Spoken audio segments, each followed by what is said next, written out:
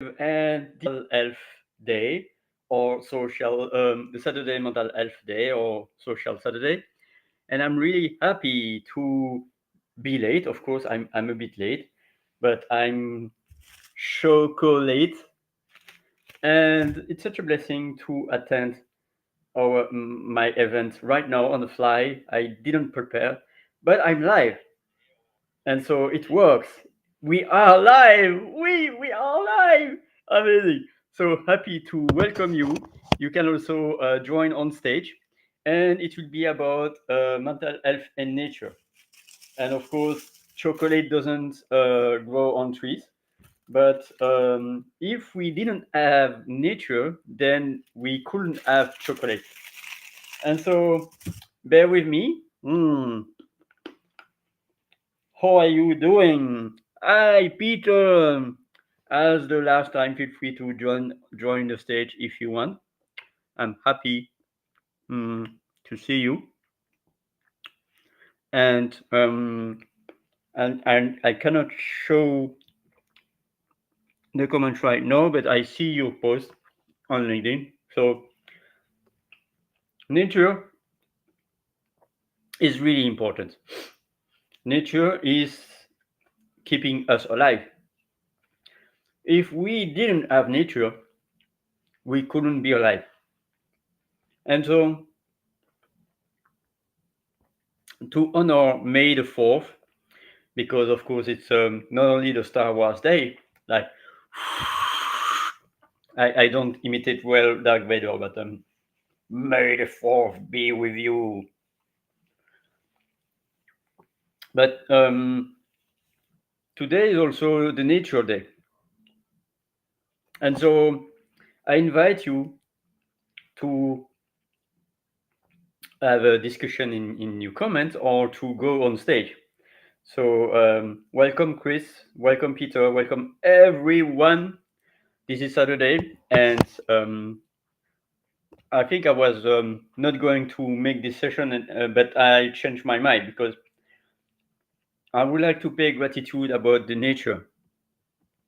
Nature is so important. Oh, I see the chat right now. So thank you, Peter. And thank you, Chris. So welcome. And it's about the blessings to have nature in your city. Feel free to tell us where you are in the world. I'm in Brussels, Belgium. And there is a bit of nature in the center, not so much. But I can be in nature within 10 to 15 minutes of public transport. And I have also a forest that is 6 to 8 kilometers large and 20 kilometers high. It's called the Forêt de Soignes. La Forêt de Soignes. There is no translation anyway, but soigne means like soigner, to heal. That's really accurate. So, where are you from? Where are you from? And do your city, your surroundings, allow you to dive into the nature, whether it's parks or forests? I have multiple occasions, multiple small forests, and also a big forest when I can go 30 minutes on public transport, 20-30 minutes. And of course, I will enjoy tomorrow because today it was raining, and so nature is so important. I have something to show you. By instance,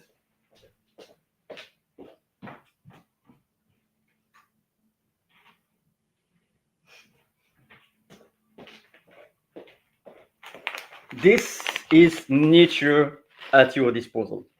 This is just a fragment because I have multiple containers, but this is to stimulate your digestion.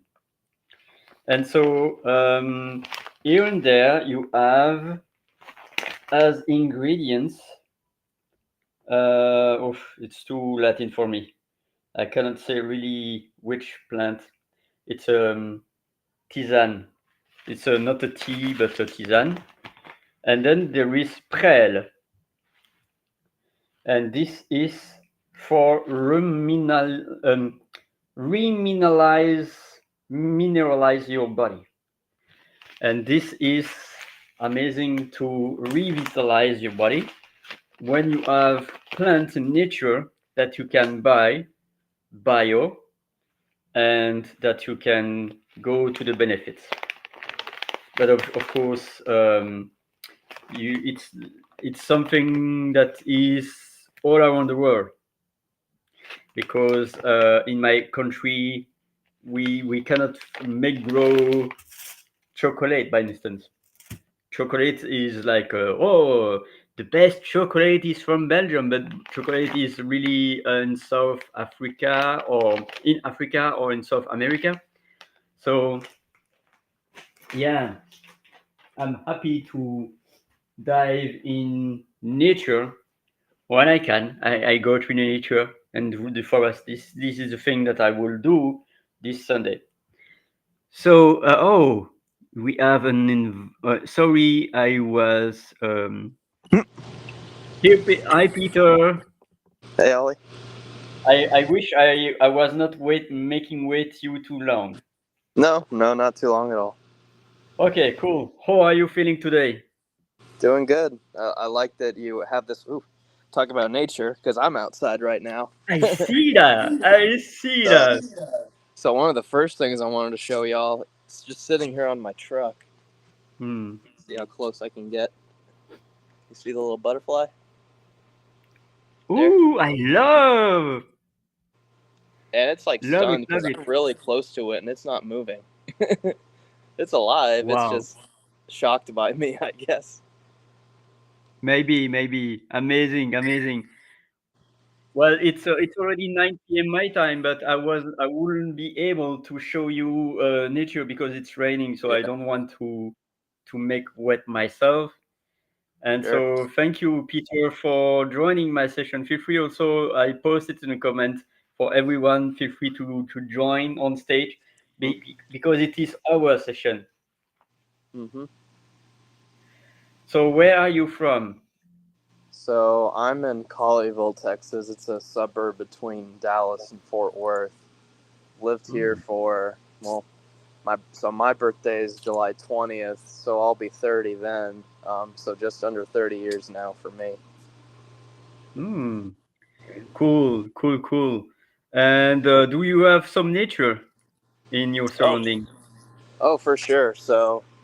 Um, so everything so you can see the hedge behind me, Oh of yeah. course, and then these trees right here. So these guys, they are. If I had to guess, so like there's the bushes, and then there's a 10-foot rim. So they're taller than that. So I would say, I don't know, 15, 20 feet.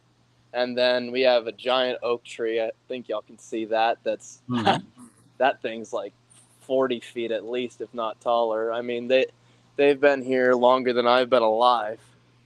Um, and then my mom's a big planter, so there's also these flowers. Yeah, y'all can see that right there. That Mm. she likes to put in, and then these aren't supposed to be here, more or less. I think, yeah, y'all can see the mushroom. Oh yeah, I see that. Yep.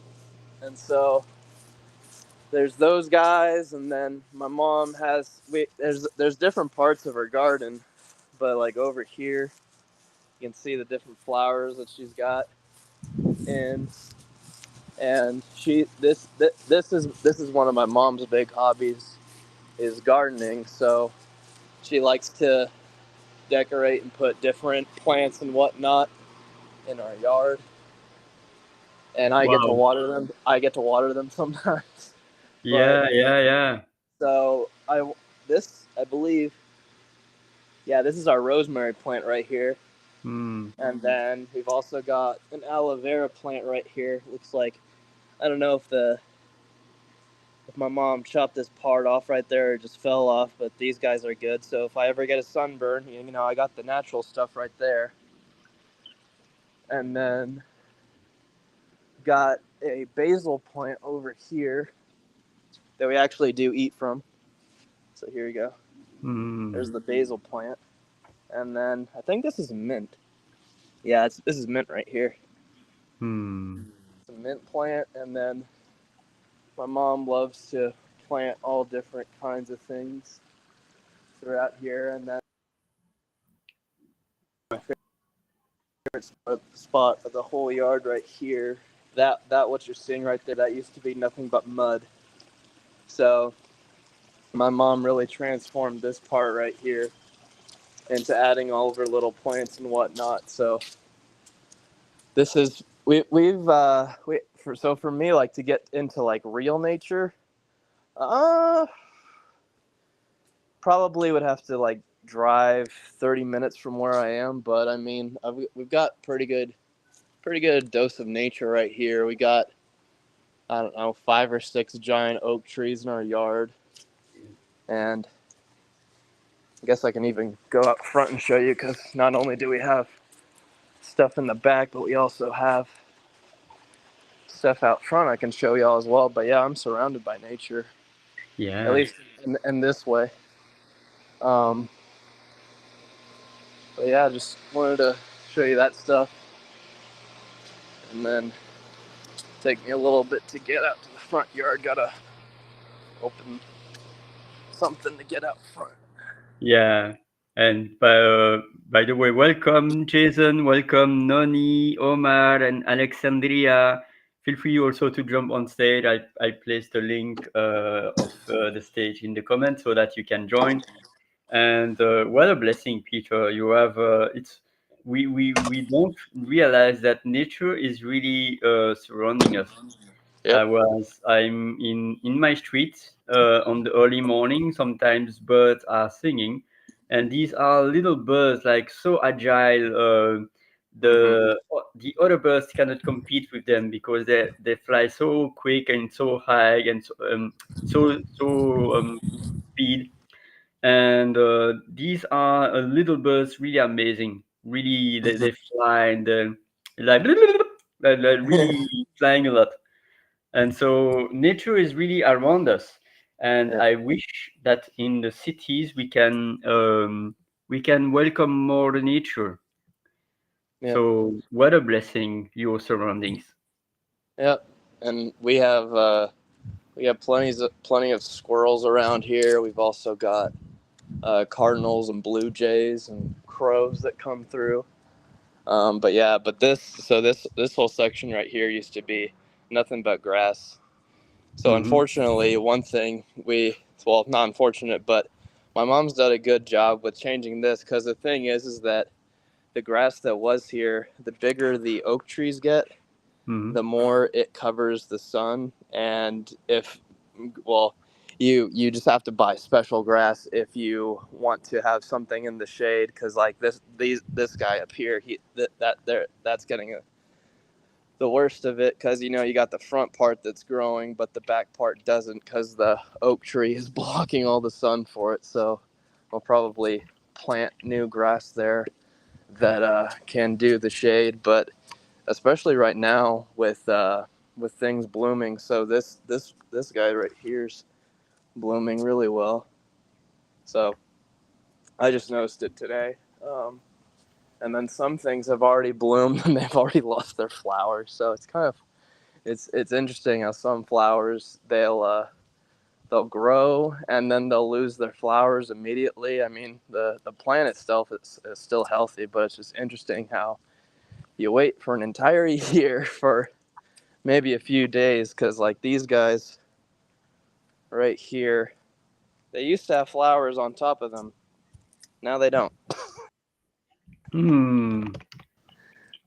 But it's still good to have all the green around here, of course. I mean, we've gotten, so my mom has rain gauges, and I think we've gotten 4 inches, which I guess for I forget that. I think, isn't the metric system the centimeter and meter? Is that right, Ollie? Yeah, here in Belgium is the meter. There is no inch or miles. It's a meter. Sure. And side note about that, I think it's funny that, relative to us Americans, they use miles and pounds. That makes y'all look lighter because kilograms to pounds. It's like 2 kilograms for 1 pound. So y'all look lighter than us, but you also use kilometers, and 1 mile is equal to 1.6 kilometers. So you also look faster Mhm. than us. But I guess for y'all, so that means that we got about, I think it's about 2 centimeters for an inch, something like that. So we got 8 centimeters of rain or so in the last week, which is really good for the plants. I mean, nature loves that. But yeah, I just wanted to show y'all the backyard that, surrounded by nature. And when you talk about mental health, especially, I mean, that's the thing, is that whenever I'm around technology too much, I mean, luckily I have this area out here. I mean, I would love it, um, if I had, like, say, like the mountains as my backdrop or something like that. I love the mountains. I lived in Utah, which we have the Rocky Mountains going through there. That was easily my favorite place that I've lived for any period of time. My favorite place I ever went to was Ireland, because just a ridiculous amount of different shades of green.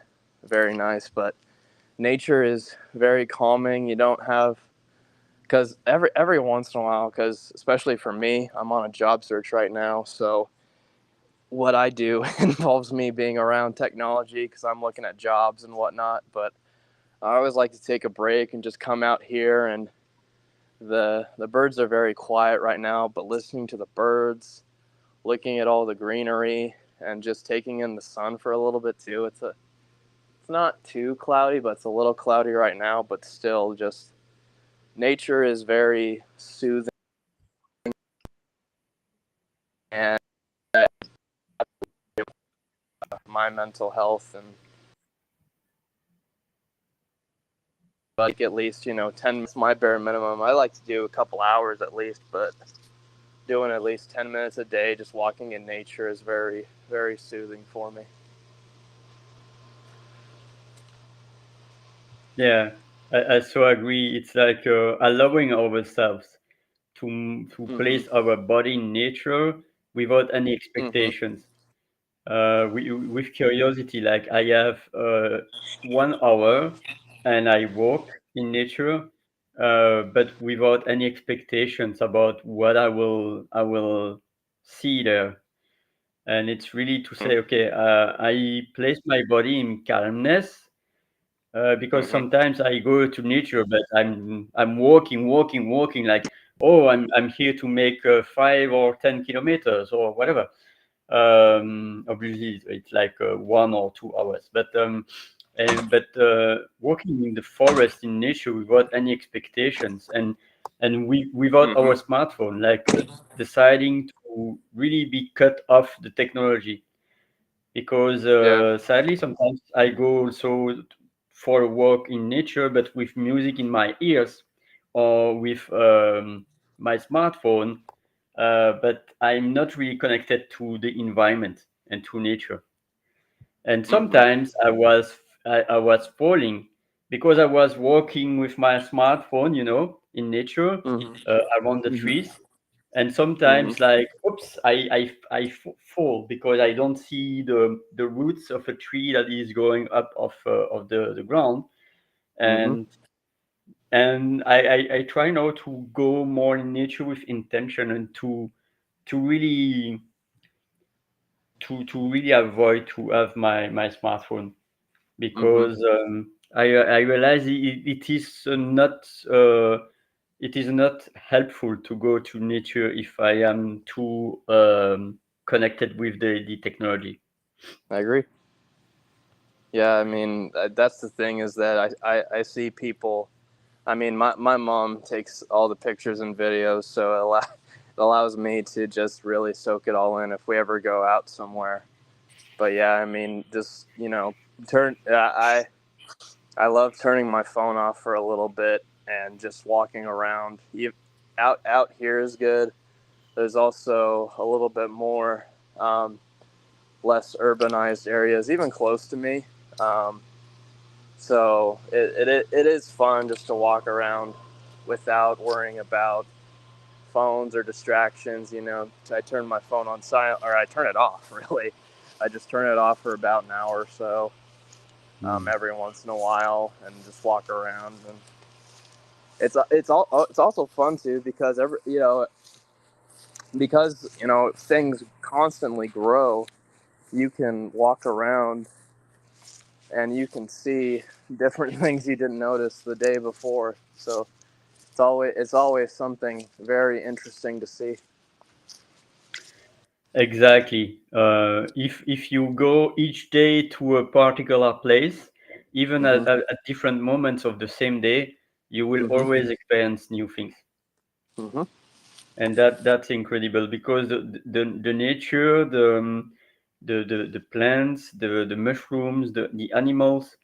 Mm-hmm. I was already I'm always amazed. I recall for few months or years ago, I was working in forest, and then Mm-hmm. I heard a little noise, and I've seen a kind of a rat, but not really a rat, but a little mammal. Mm-hmm. And for me, it's like, okay, the forest, there is a lot of living creatures in there. And at some Mm-hmm. point, it was 4 to 6 years ago, I was in Mm-hmm. the forest, and I just I was just hearing a deer. There was also a deer in the forest. And that's something, my friends, very, very rare, because they are not so much in the forest, Mm-hmm. but they know already. They are something, they are really fearful. Mm-hmm. So if you are already at 100 meters of them, they know already that you are there. Mm-hmm. And so it's really rare to be able to see a deer far from when you are in the forest. Oh yeah. So as far as any wildlife we get here, we do get bobcats every once in a while. Mm. We do get coyotes here. We do get bunnies here, um, and I kind of wish. Um, sure, my mom has pictures, but it was interesting because it was one morning when my mom was doing stuff with her plants, and then I was outside, and then she asked me to come look at something, and so I walk over, and it's this point right here. Luckily, everything has grown back in it, but there was a big patch missing, like right here in the middle.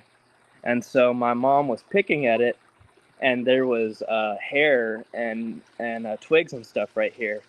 And then my mom's thinking, okay, um, maybe there's something there.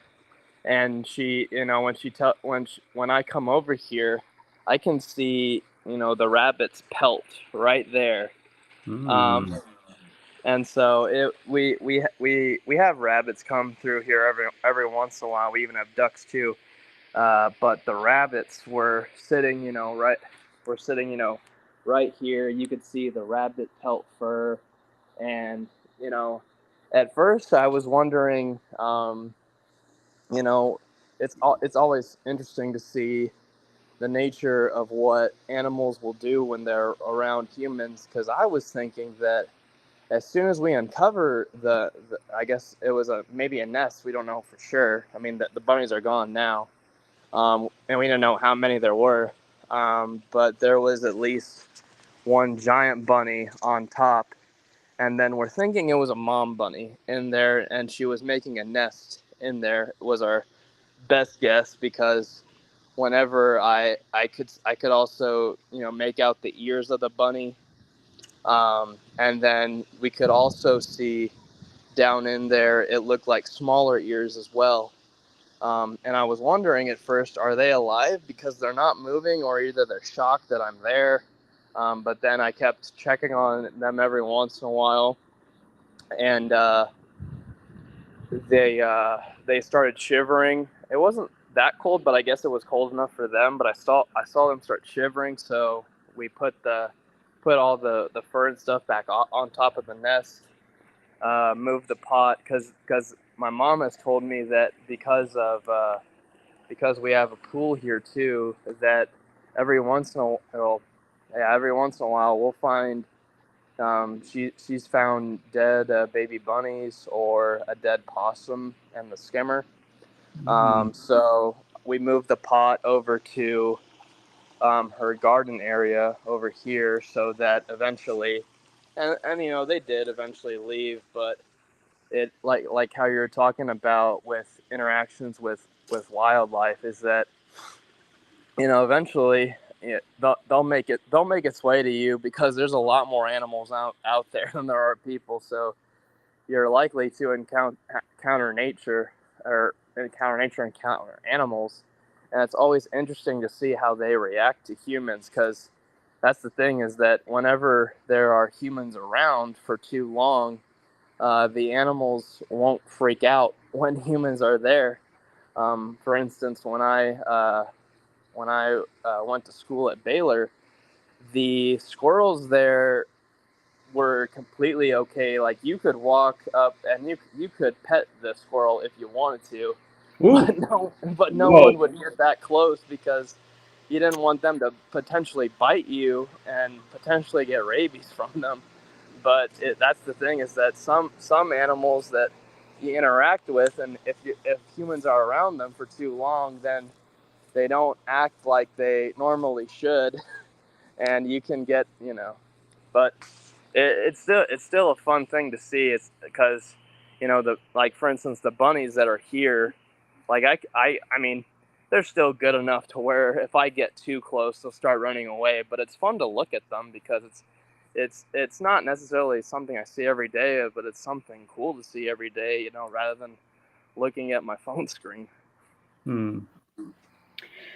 Yeah, exactly. And I realize also that it's not so good also to see animals too much in relationship with humans because at the end it's not natural. They Mm-hmm. should probably be more afraid of Yeah, us, I think. it should be. Yeah, because and it's also about the independence because Mm, at some point animals are also relying on us to bring food. sure. Like something that really pissed me off is in the parks, in the ponds, in the city. There Mm-hmm. are pigeons and goose and ducks and whatever. Mm-hmm. And one of the behavior that I really dislike and I really it pissed me off is like the parents or the children or whatever they want to Mm-hmm. attract them, so they Yeah. drop some bread. Yeah. And so I was walking yesterday in near the pond, and I Mm-hmm. was seeing 20, 30 different ducks and goose on the alley. And I Mm-hmm. was thinking, oh gosh, again, a parent that was dropping bread to attract them and click, click, click to make some pictures or to make Sure. children, But this is not a same behavior. Not only about their nourishing, because you shouldn't give them bread for their feed, but for the relationships between humans and animals, Mm-hmm. it's to let them live their life and not disturb you. Mm-hmm. And that's why I really be careful when I go to a pond or a place and I see a huge goose in the center of the alley. I try to go my way to go to be there, but it's not easy because they could bite you. They could also be aggressive. Sure. So it's like really, I don't want to risk anything. Mm-hmm. So at some point, they are the king. We place ourselves since decades and centuries like we are the king, we are the best, but they are the true kings because they Yeah. were in nature before us. Sure. But and it's because cities are expanding, less and less nature, and we try now to have nature in city. Yeah. But I think it's better to have cities in nature than nature in cities. I agree. Yeah. And like you were saying earlier, the reason why we're alive today is because we've kept nature at least as involved in our lives as right now. Because I mean, I don't want to think about the day when eventually urbanization will reach the point of you have yeah, I mean, I don't, that's the thing is that so the world itself will end at some point, ideally not within our lifetimes, but hopefully us humans haven't caused that much to make that change. Because the sun itself, I think the sun will explode in like 4 billion years. So nature will take care of us and destroy us at one point. Of course, if we don't destroy ourselves beforehand with pollution and whatnot. Um, but yeah, nature is absolutely an important factor in our lives that you want to. I mean, I wish I could remember this stuff better in school because I know we were taught about photosynthesis and whatnot. Um, but nature is essential to our well being. I mean, take for instance, I think the biggest thing I think of are bees. No, they talk about the bee population slowly dwindling, and the bees are the ones that pollinate the plants that grow a ton of food in the world. Um, so if nature slowly goes away, then humans will slowly go away as well. So I hope that we protect nature as much as we can, and I mean, I get, yeah, that's my thing is that I hope that we don't go too far to the point of we actually do destroy the planet well before nature intended to destroy us. Yeah, sadly, I think the amount of population that is waking up and is saying, "Oh, let's get destroying the nature today," is like probably 1 or 2%. But the Mm-hmm. fact is that we are destroying the nature month after month, year after year, decade Mm-hmm. after decade through our choice, and the choice that we make is having impact on Mm-hmm. an individual and collective basis. Mm-hmm. So I think there is hope, but we are already in a point where we are having alarm signs since already 30 years. I Sure. remember this young girl in 92. It was 32 years ago in the Rio World Health Forum. I don't know. And 32 years later, it's going really worse and worse and worse. So the alarm signals are already there, but it seems that we don't really take action or not so quick. Or the healing actions that we take is so less compared to the damage action. Mm-hmm. So I think it's really important to reconsider what it is to live into this planet Mm-hmm. because there is too much on our invention. We Mm-hmm. should use nature invention and not trying to mimic nature with chemistry, with nanoparticles, whatever. I Mm-hmm. don't want to see drones replacing bees, or replacing birds or insects about pollination. It was like the Black Mirror thing, where you see drones pollinating the plants, and then Einstein said it well. As soon as the bees are out of this world, the humanity has 4 years to live. Mm-hmm. This famous quote, and It sounds like alarming, but it is true, because without the birds, without the bees, and without the insects, Hmm. then no plants could be pollinate. And that means that we will, after 1, 2, 3 years, we will be really in danger. Hmm. And so I truly trust that we can reverse our damage to nature, because I don't want to be a robot, or Sure.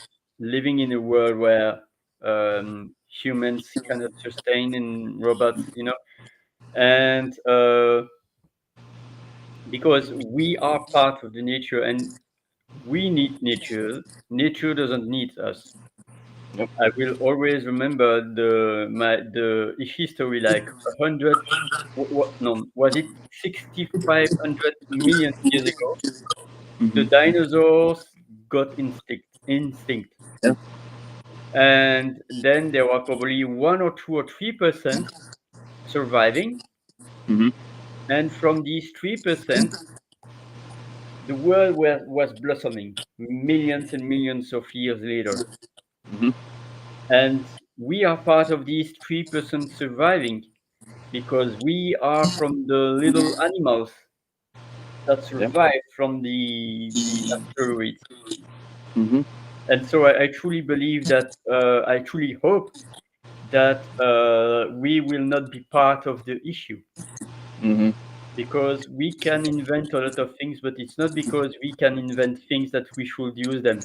The atomic bomb was the most damaging thing that happened in the world, Hmm. and causing suffering. And so we invent a lot of things, but we have also to have a moral to say, okay, it's not because we can do that, like, oh, let's invent a black hole. Hmm. It's another good way, a good idea to create a black hole Hmm. with a planet, because at some point they tried with the sun in Switzerland, the collider. They Hmm. tried to create black holes, and at some point at some point, I know some scientists would like to, okay, let's create a black hole that will sustain. Hmm. But what is a black hole? A black hole is absorbing all the light, all the matter. Yeah. So at some point, our planet will collapse, because a black hole will absorb all the things. Hmm. So I think the most important is to have morals, Hmm. and enforcing because we see a lot of scientists willing to clone, to revive the dinosaurs, to revive the mammoths. But these are not anymore in this world for a reason. Hmm. And that sounds amazing, but it's not because it's amazing that we should do it.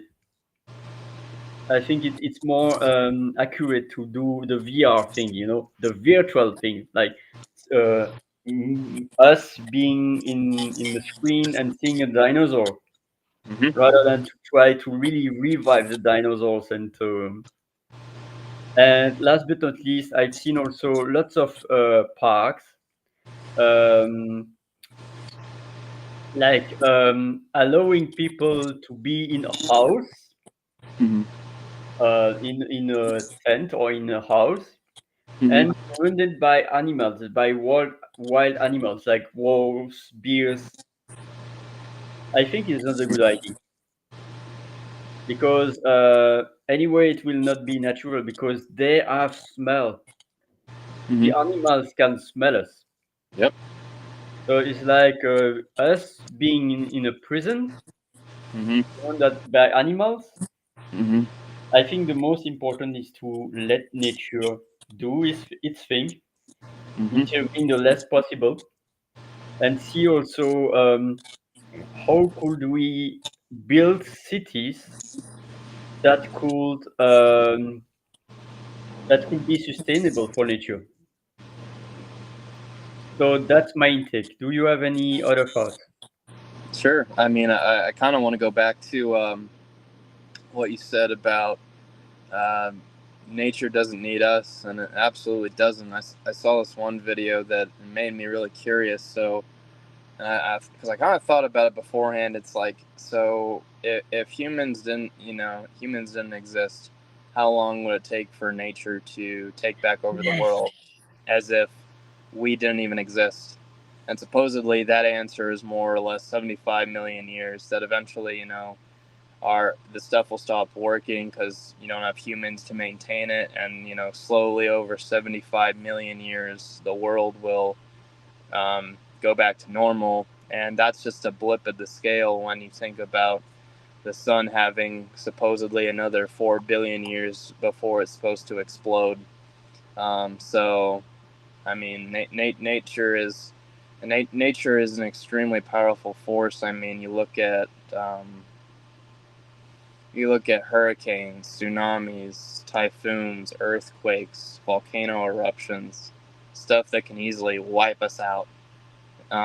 So nature is a very powerful force and also a very helpful force to us humans. So we should be doing what we should in order to make it so that and that's the thing I'm curious about. One thing, because whenever I think about preserving nature, a lot of people like to talk about, well, we should have electric cars versus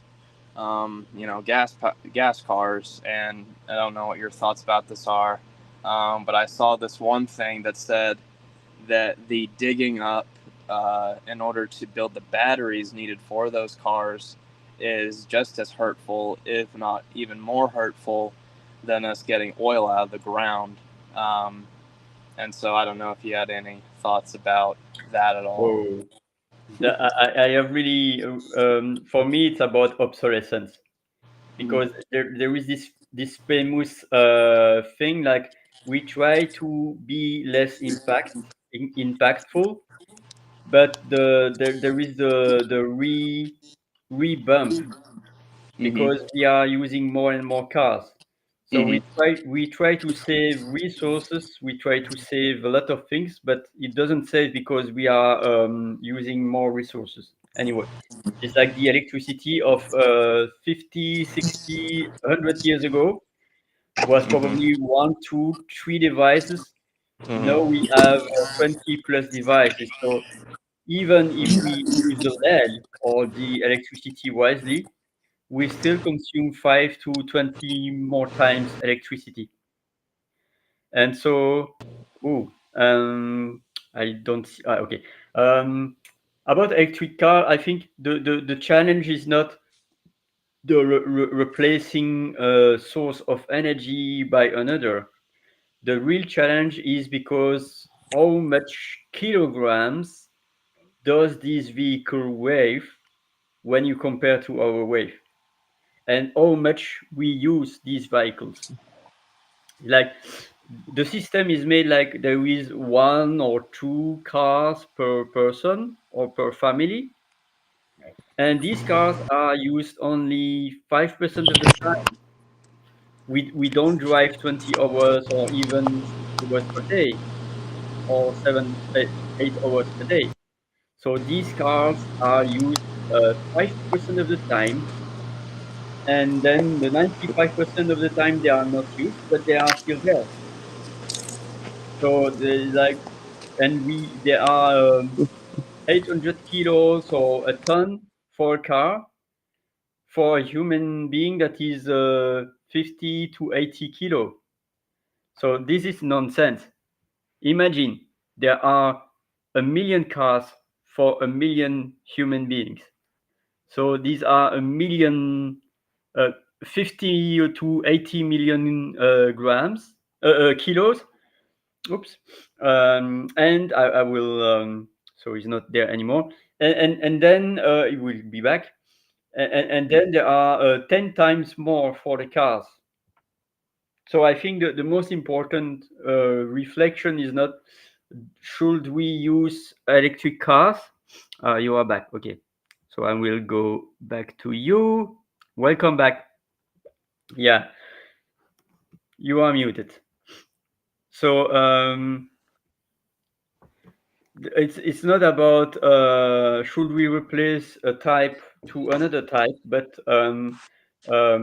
could we share the cars? Imagine Mhm. that we can use 100 cars for 2,000 people Sure. instead of having absolutely 2,000 cars for 2,000 people. We can reduce the number of cars. Mhm. Same with the animal consumption. I don't know in other parts of the world, but in US, I think we eat too much meat, Mhm. and so especially the beef meat or and industrial meat. So it's more about reducing our meat, replacing by plant, and then we can rewild what was taken from nature and plant trees and save the planet Mhm.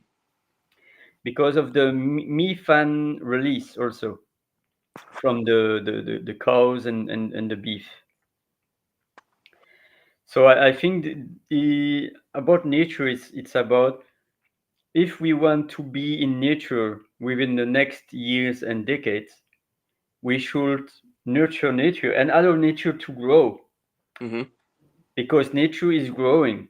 Mhm. Whether we whatever we do, nature is growing by itself. But if we Mhm. are constantly destroying nature, at some point it couldn't revitalize, or if we are Mhm. dropping chemicals.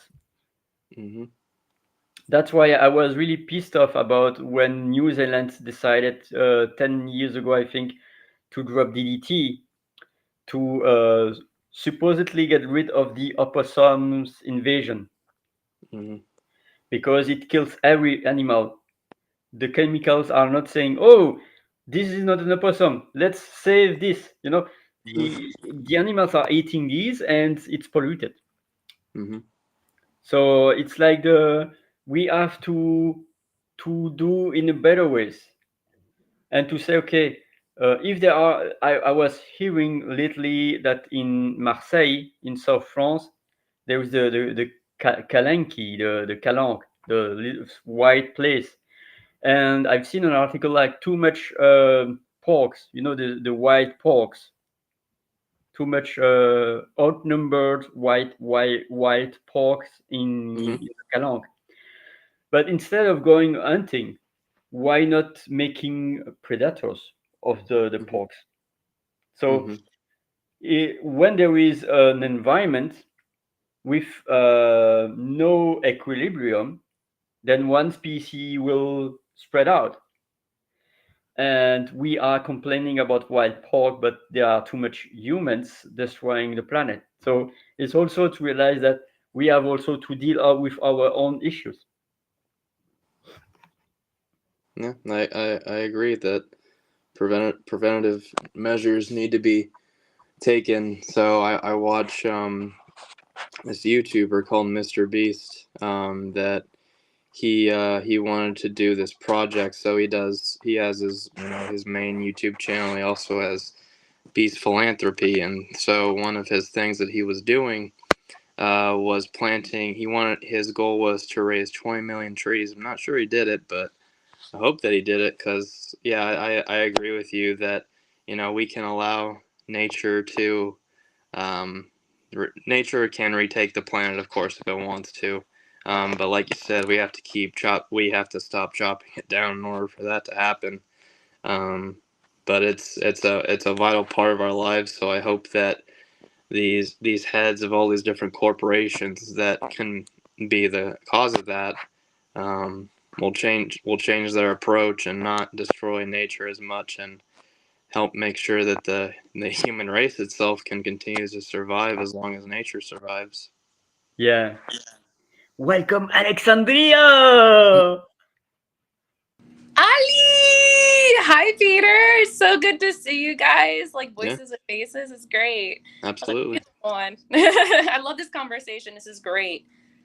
Thank you, thank you, thank you. In fact, it was like not prepared. Like I was even late to my show, but it's like happy to hold the space for you. So how are you feeling today, Alexandria? I am feeling pretty good. I am thankful that the sun is finally out here in Colorado. It's been kind of overcasted. Hmm. So after this conversation, I'm very inspired to embrace nature with my son today and all the parks.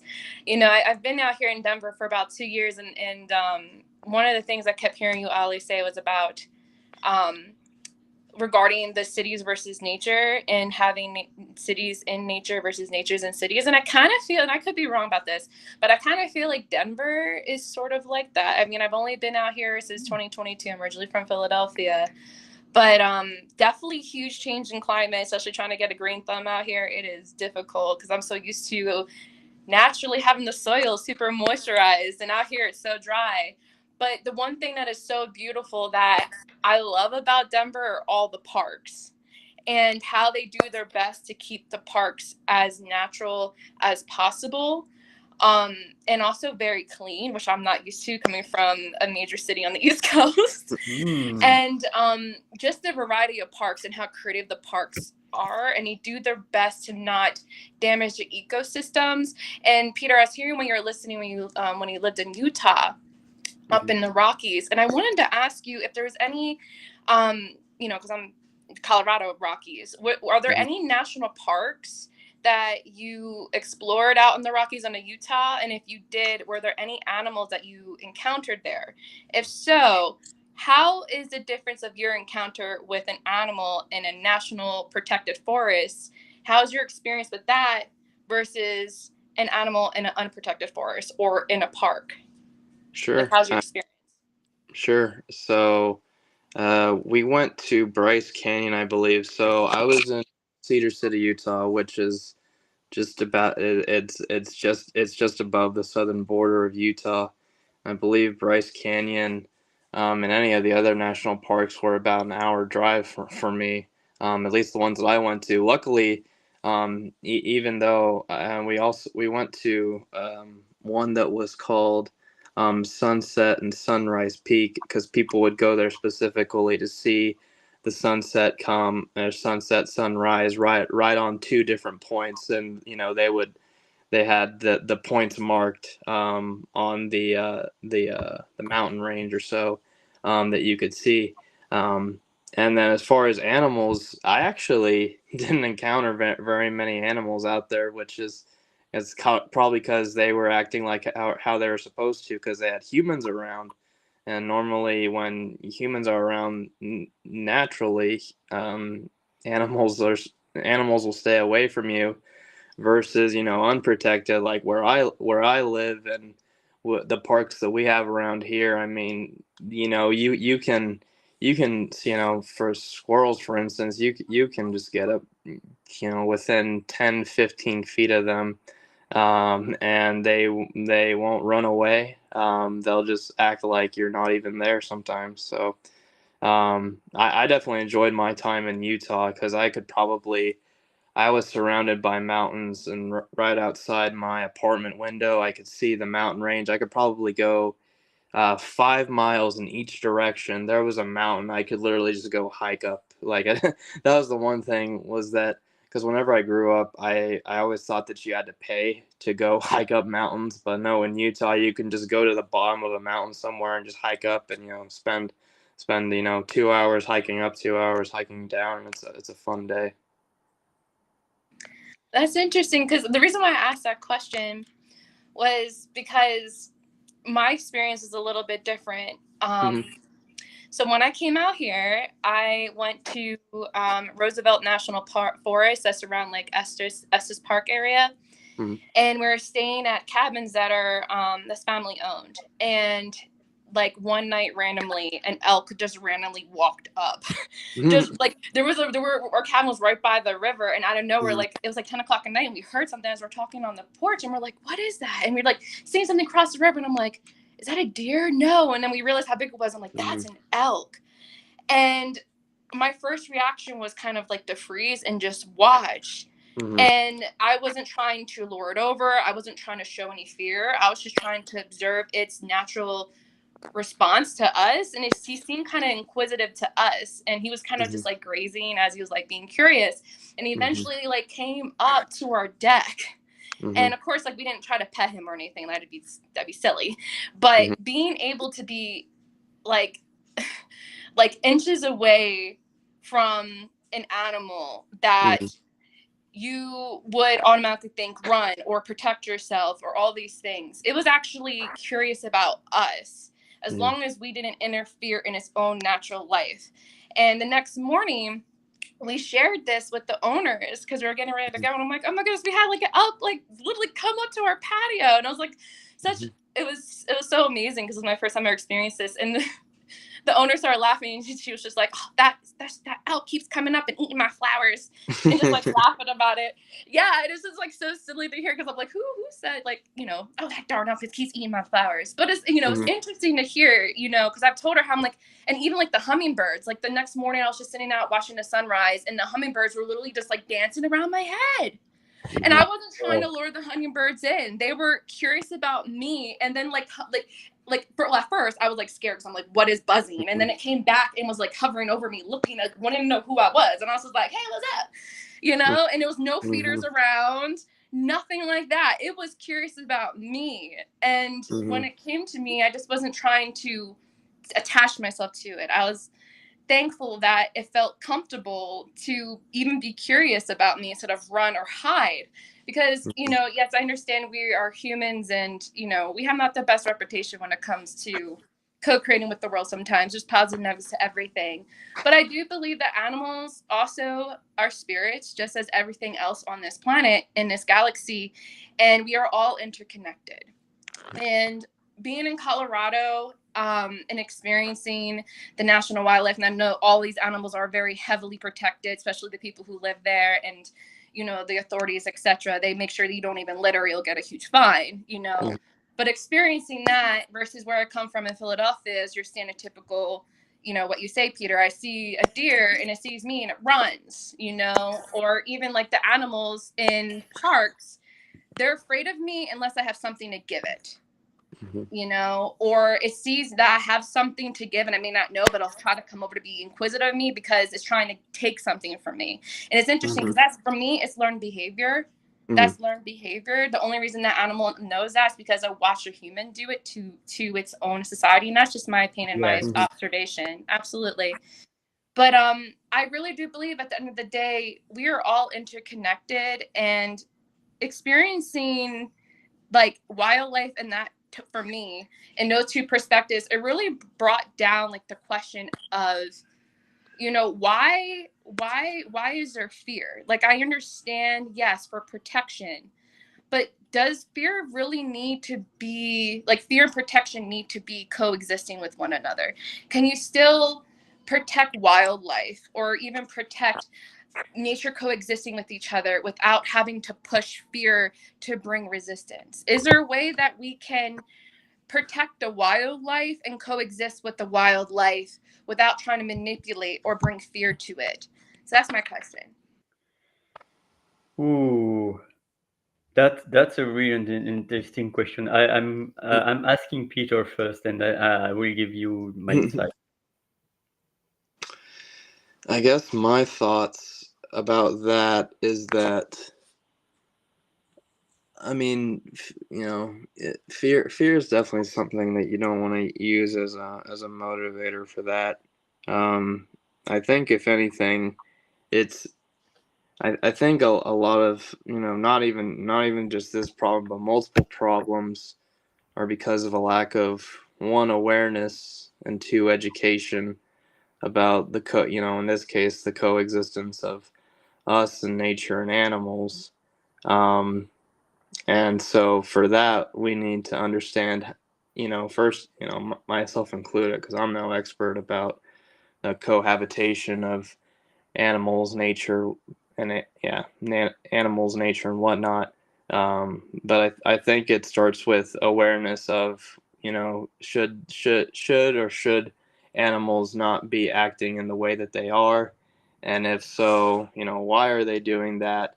And then based off of that, then we talk about the aspects of how, okay, so animals are supposed to behave this way, so how should we what should we do on our part to make sure that we can cohabitate properly with animals and nature? Thank That you for just sharing. that just made me think about actually this hike I'm trying to do really soon. We're taking a trip to like Glenwood Springs, and there's this trail called Hanging Lakes Trail. I don't know if you ever heard of it, but like it's this thing is like it's kind of a small hike, but it's very like it's like a steep and like there's kind of like obstacles along the way.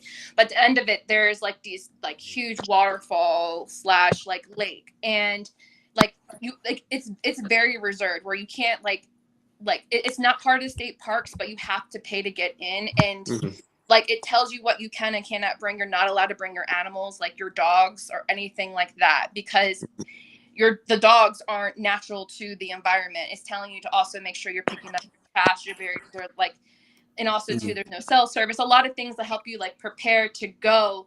But most importantly, it's telling you like what I thought was very interesting is, you know, the luxury things that we have been programmed to believe that we need, this hike is telling us to leave behind.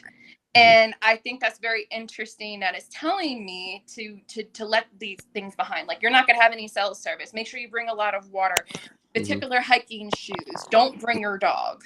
You know what I mean? Or any other animals that aren't a part of the forest, because they're doing their best to preserve the wildlife exactly how it was when they first found it. I don't personally, to each their own, I personally don't believe they should be paying people, but I really do believe and hope the funds are going to help keep this rehabilitated to the natural ecosystem that was supposed to be from the beginning. But I really do think if more maybe parks would establish similar behaviors, maybe not the fee part, but when it comes to like, how can we focus on keeping things as natural as they were in the beginning? Or if we evolve over time, what are ways to become eco-friendly? What are ways that we can work with the ecosystem instead of working against it or trying to be better than it or better go above nature? I think for me, I think that's where the disconnect is as humans, is because we're always trying to be above God. We're always trying to be above nature and be better instead of working with nature, collaborating with nature, and just reminding us that we are coexisting, co-creating with nature and with God. And trying to find ways to collaborate, not compete, and go above nature. Because every time, and history will show you, every time humans try to go above nature, nature and karma will respond. I agree. Yeah, I so agree. I think it's also to realize that we are part of the nature, but nature is always giving us clues and insights. And it's about do we run our ego mind and say, okay, let's do better than nature, or let's replace nature by anything from us? Or do we say, okay, nature can do this, let's create the conditions so that we can live with the nature gifts? Because at the end, our inventions will probably be absorbed by nature, but most of our inventions are destroying nature. So I truly believe that anything that is chemical is not with the nature, because it's really disrupting the nature. And I see like the coexistence means also respect. And what I see the most with children is I don't know if it's natural or not, but it's the desire to, by instance, caress a wild animal. Maybe because they can do it with cats and dogs, doesn't mean that you should do that with pandas.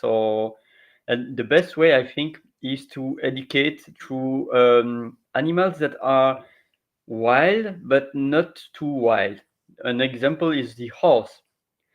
And I think it's when you can be in a relationship with a horse, then you can be in a relationship with your true self. because the horse is knowing if you have inner peace or not within you. And like if you approach a horse that and you try to be the master, guess what? It doesn't happen like that because the horse is like 700 or 800 kilograms, or I don't know. Yeah. It's like trying to befriend a whale. You with your 60 kilograms, you cannot compete with a whale or Yeah. with a horse. Mm-hmm. So it's like to envision already the horse like a spirit, like you say, Alexandria. I love the comparison because it's a spirit. We are a spirit in our human vehicle, and we are not more or less than any other animal. It They just have their own functions. It just is that duality. Every day I ask to release the eyes of duality so I can see everything in love, even things that bring discomfort, irritability, or even uncomfortability to me. I do my best to perceive how can I see this in love. And for me, that helps me release limiting beliefs within myself and have a bigger perspective beyond just my two eyes can see. So I can truly release myself from bondage to perceive the greater good, to be I mean, of course I'm not God, so I can't see everything, but do my best to be like, how can I understand interconnectedness, especially if I guess this still kind of goes with nature, but especially if I come into a disagreement with someone or someone that has a different view than me, or standing up for something I believe in, especially if it comes to advocating for nature in any way, shape, or form, and somebody might come back to me bringing resistance, going, well, I have another great invention that is better than your advocacy, whatever it is, whatever. I do my best to acknowledge whatever that disagreement is or how I'm perceiving it. It's me. It has nothing to do with the other person. It has nothing to do with that. But I brought that into me. I brought that into my reality. So I can acknowledge that that person is also me. You're also me. And I am me. You are me. We are we. And we are all together. Being able to see the greater I. That's why I am is so important. And it's one of my greatest affirmations. And I really do pray that other people use that for themselves to really claim their power within, their spirit within. And yeah, I'm just really trying to even collaborate with the people who I disagree with. We may have our different beliefs, which is fine, but being able to find a commonality, common ground, and the biggest thing I was able to find here just from this conversation, even with you and Peter, and I love some of the topics because you guys had different views with some things, which was great. You guys always came back to a common ground, and that was nature. And I know this is a topic today, but the biggest reason why I say the common ground, like you guys always went back to that, was the biggest thing. And I hear, and I believe this is all of us as humans, is every time I need to unplug, where do I go? Nature. Most people I hear, where do I go? Nature. When I'm stressed, overwhelmed, discontent, where do I go? Nature. We all choose to go to nature, and it's always there waiting for us. And you're right, Ali, nature doesn't need us. We need nature. And if we can release those opposing sides of the duality and find that common ground, which we all seek, is find that nature outside within us, man, there's so many possibilities. We can come and collaborate and diverse and inclusively grow to start coinciding and collaborating with nature again. I truly believe we can. I have hope. Yeah, and so we are arriving near the end. It's already 1 hour and 10 minutes, so I'm going to wrap up in 5 minutes. Well, thank you everyone, Dr. New, Chris, Jay, everyone for joining. We are 26 right now watching, amazing. And thank you also for the richness of our conversation, Peter and Alexandria. I think the most important is to give love to nature and to respect nature. Nature is something that is even greater than us. We are just teeny beings, but we are. It was really incredible to realize that the wild proportion is reducing compared to the. There was a graphic from. I'm just watching the Food Revolution Summit, and they say a graphic with the proportion of the entire mammals compared to the proportion of the cows that we elevate, farm, and the proportion of humans. and the wild is like 20%. The whole mass of the mammals are 20% compared to the number of cows and the number of humans. So this is daunting because 1,000 years ago it was probably really low than that. So it's also about deciding what world would like to live in and to legate to our next generations. So this is not too late. I still hope that we can stop this crazy machine and reverse. But it's like it is time. It is more than time. We cannot even wait 5 or 10 years because it's going to be worse and worse and worse. So your last part before I close the room, and thank you again, Lisa, also for joining, and Margaret.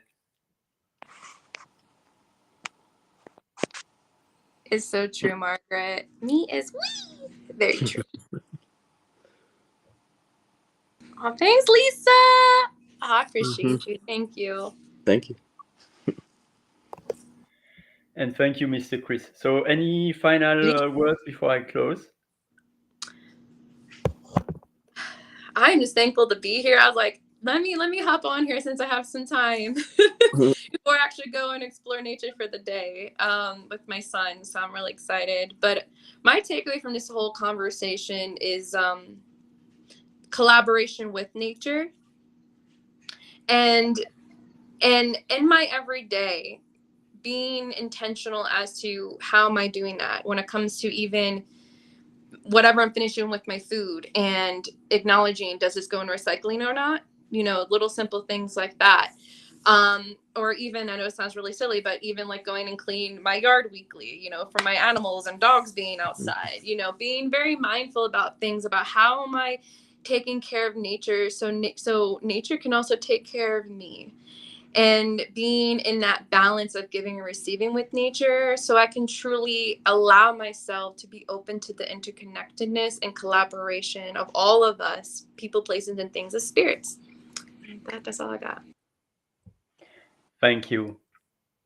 Thank you so much, Alexandria, for your energy and your vitality. And what about you, Peter? My thoughts is go out, enjoy nature. It can be a very soothing thing for us that when we're surrounded by the technology that we are, it's a very soothing thing, and do your best to preserve it. Thank you so much, and thank you for all the participants that are watching, and also the replay team, because I know that there will be amazing other people watching the replay. Lots of love, everyone, and again, Peter and Alexandria, thank you so much for joining my session. It was a joy, a gem. So Absolutely. bye from now.